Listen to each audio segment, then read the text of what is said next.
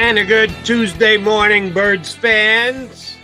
And you Philly fans who now have new plans for tonight, hoping not to have to watch baseball. Oh, yeah, you do. First time ever in the history of the Philadelphia Phillies. They got a Game 7 coming their way. We'll certainly be pulling for the Phillies, but we'll be talking about the Eagles for the next 2 hours here on Birds 365. John McMullen, Jody McDonald. Actual news, Johnny Mac, not just a Nick Sirianni recap. Why can't anybody else do the tush push like us type press gathering yesterday? He was going to come on and say the Eagles have made a big addition to the roster, except he didn't, huh? No. Well, I mean, they couldn't announce it, so it's fine. But everybody knew it. He kind of winked and played along. So Kevin Byard is here, Philadelphia native, moved away when he was a teenager, went to Middle Tennessee State, the first ever Middle Tennessee State, all Middle Tennessee State back end with Reed Blankenship. Very good player. Yeah, I can't figure out the rest of this league sometimes. I mean, they just hand gifts to Howie Roseman. Oh, Howie's calling up. Let me give him a gift. These young gentlemen, I've said it for a while, they're an embarrassment. I don't know what they're trying to accomplish. He got a two-time All-Pro safety for basically $3 million because they already paid most of his salary. For a fifth-round pick, a sixth-round pick, and Terrell Edmonds. We're going to have our old buddy Teron Davenport on, who covers the Titans. Now, look. They understand they're moving on from after the season and they're trying to get something back. But I do not understand. This is not the NBA. The NFL has proven time and time again, if you make good decisions, you can turn things around very, very, very quickly. Very quickly. If you keep all pro players. You got to keep your best players. He's only 30 years old. He turned 30 in August. Now, that's a dirty word in the NFL, but he's still playing at a very high level. I don't know. Do you have an idea? Because I don't know what these guys are doing, Jody. I don't know what these guys are doing. I'm not here to tremendously defend the Titans general manager, because when I found out what the compensation was for Byard, I had to read it twice just to make sure I read it right the first time, because I couldn't believe that they couldn't get higher compensation for him. But unless the guy is a complete incompetent, and I don't know to be that to be the case, once the Titans make their decision, listen, we're not really, even though we're in what seems to be a winnable division, the Jags are already up to 5 wins, so they're going to be tough to catch. We're not winning 11 games, so we're not in the wild card mix. We have to admit to ourselves that this is just not going to be a playoff year for it. When they come to that decision, and I'm sure they did this week or maybe even the week before, you start to offer the player around the league. You go to any team that you think has any desire to upgrade its safety, and you try and build some leverage between a couple different competing teams for the services of the player that you're going to make available. So if you want to take a shot at the Tennessee general manager, you're well within your rights and probably very right. Yeah, he already got one fired. Now he's going to get 2 fired. So, but I'll add to it. Take your shot at the rest of the general managers around the league. How many teams would you say out there couldn't improve by getting a Kevin Byard right now? There's probably 10. Yeah, well, playoff contenders, certainly. Yes. So none of them stepped up and put a better offer on the table than Howie Roseman.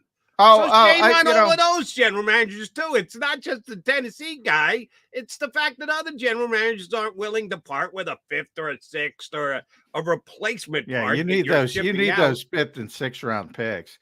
These guys are nuts, Jody. These guys are freaking nuts. I don't know how else. I've been talking about it for a while, and you have this sort of groupthink mindset, and it's interesting because I'm always amazed at groupthink people who think they're smarter than everybody else in the room, yet they think exactly the same as everybody else in the room. Oh, you got to get draft capital. You got to get J3 draft capital. Well, what are the odds that you get a two-time Pro Bowl player in the 5th round or the 6th round? It might happen. You might get a Hall of Famer like Jason Kelsey. I don't like those odds. You can always point to the outlier and say, yeah, well, tell me all the other Eagles 6th round picks and 5th round picks since Jason Kelsey has got here. Then accumulate and add up the odds of that happening again. Yep. They ain't great. It comes down to the basketball, the hinky mentality. Since we're in Philadelphia, I hate to say that name, but I'm going to say it. You have this whole group think philosophy that if you're not first, you're last, and you're right. And I was watching Monday Night Football last night, Jody, and 100 times I swear, Joe Buck and Troy Aikman doing the game, and they're great. I'm not one of those people. They're great at what they do. They must have mentioned 100 times, oh, Minnesota doesn't win this game, they might sell. And I'm thinking to myself, if you're that bad of an organization that you're making your decision to buy or sell at the trade deadline over 60 minutes of football, you might as well pack it in if you're making a decision. Now, I start to say that's just TV speak. That's not really how teams think. But I give teams too much credit. They might be dumber than Buck and Aikman. Oh, they might make their decision on 60 minutes of football. They might. And it's, Howie takes advantage of them, and Eagles fans are lucky to have him. And I joke around all the time. I said it yesterday. I'm old enough to remember when I got killed for saying Howie was a top 10 GM. I undersold him. He embarrasses these guys on the regular, and this is just another example of it. And Tehran's, does a tremendous job, and I'm sure he's going to couch it as, oh, well, they were moving on, and you get what you can. Yeah, all right. I mean, I just don't agree with the philosophy. And the Eagles there's 32 teams. The Eagles are better than 24 of them just on philosophy alone. I swear to God, Jody, before they even accumulate anything, they're better than 24, about 3/4 of the league on philosophy. I agree with you there. So I guess I'm playing a little devil's advocate here, but I kind of mean it. So if the best offer was the Philadelphia Eagles offer, if the general manager had done his due diligence and called and you and I could sit down and come up with a list of 10 teams that we could legitimately say, all right, if we give them Byard, it makes them a better team. They believe they're a playoff team, that we can have a realistic conversation with them. Let's say he made those 10 calls, and one, of course, of which was Eagles. And the best offer he had was the Philadelphia Eagle offer, which on paper looks wanting to you and I, that it isn't quite enough to get a guy like Byard's talent. Do you just keep the player? I would. I'd let it play out because the player's too good. Here's where I'll agree with you. We still have 8 more days until the trade deadline. And I don't think, now here's the one risk you take. Do you sit Byard next week? He never misses a game. That's one of the beauties of the player that the Eagles acquire. He plays every single game. He never gets hurt. He's tough as nails. Do you sit him next week? Do you wait till right before the trade deadline and think the desire is going to go up? The Eagles went through this with Zach Ertz in a lot of ways, and they just played him and played him and played him, and when something happened, they traded him. And if he would have gotten hurt, he would have gotten hurt. You can't legislate that kind of stuff. And I'm sure, from Tennessee's perspective, I'm sure everything you're saying is true. They were going to move on anyway, so you might as well get as much as humanly possible, and waiting 8 days probably isn't going to matter that much.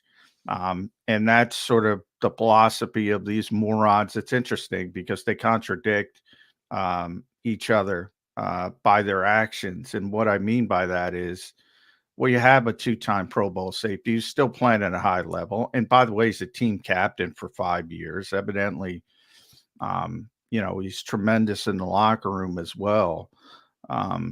So you have this guy who's, called the mayor of the team, um, basically I don't want to say a Malcolm Jenkins type leader, but for them, and we'll ask Teron about that because I'm not there, but he's certainly a leader of the team. And, you know, other teams don't value him either. So Howie wins in the margins. And look, there are things I don't like about Howie all the time. I say, I say all the time I would have kept TJ Edwards. I think he goes too far, and it's not like he's going to sit here and pay a 31-year-old safety $15 million. So he's got to, make something happen from a contract standpoint if he plays well, or he's probably just going to be a rent a player if he doesn't play well, and they're going to move in a different direction. I'm not saying he does everything right, but when he's going to try to win a Super Bowl, as he obviously is here, he's going to take advantage of these goofballs in the margins because they say, well, the player's really, really good, and but I can't afford him, and I can't afford to pay on. And they talk to all their friends who have the same groupthink mentality. Oh, I can't do that. I can't give anything up for Kevin Byard. I can't give up a 5th and a 6th round pick for Kevin Byard. That's too valuable. I mean, everybody thinks the same, and they all think they're the smartest guys in the room. And, John Robinson already got fired, and, Rand Carthon, who's the GM now, son of Maurice Carthon, good luck. Good luck with this plan because everybody's got the same thought process as you. So I always say, Jody, and you've heard me say this, when everybody's doing the same damn thing, you better be the best. Yeah, you got to be the best at it. Here's one other question for Howie, and I'm pretty sure I know the answer, which means you'll know the answer. The Eagles gave up 2 draft picks, day 3 draft picks, later round draft picks. Good luck finding Jason Kelsey in this upcoming draft picks. And Edmonds, and nice knowing you, Mr. Edmonds. Thanks for coming in and holding down the fort for 7 weeks. The fact that he's been replaced by a player who's better than him, he can't even worry about losing a guy like that. But now the Eagles get a little low on draft picks. We know they're going to get compensatory picks this offseason. Don't know when. It's not happening till after the season is over and done with. So you can't trade compensatory picks that you think you're going to get because you don't have them yet. So they're a little short on draft picks now, which to me basically takes Howie out of the trade deadline mix heading toward next Tuesday when the trade deadline hits. Yeah, most likely, but he often, gets people to take future picks as well. 2025. I believe there was even a 2026 at one point. It might have been for Swift, but I have to double check that. He gets people to take future picks as well. But you're right. You can't play. You gotta be careful with that. You know who did that, John? The Rams. And they won the Super Bowl. And if Howie turns it into a Super Bowl, yeah, it'd be good. Then we'd have a parade and everybody would have a party here in Philadelphia. The Rams kind of fell off the end of the earth as soon as they won the Super Bowl. So if you do that, you start trading future picks because a future pick. The further years you get away, the higher the round you got to give up. Every year that you move off moves that pick up at least a round in value. So when you do start talking about trading futures, it can get a little expensive. You can pay an extra price down the road. You think Howie Roseman's going to go there? No, I don't think. I mean, this is his trade deadline deal. If he does anything else, it's going to be minor in more of the Albert O category, not something that's not that relevant. But yeah, I mean, but from the draft pick, and you're right, people are going to go insane, and we'll talk about that in the off season constantly because the draft becomes the be all end all. But they're trying to win a Super Bowl.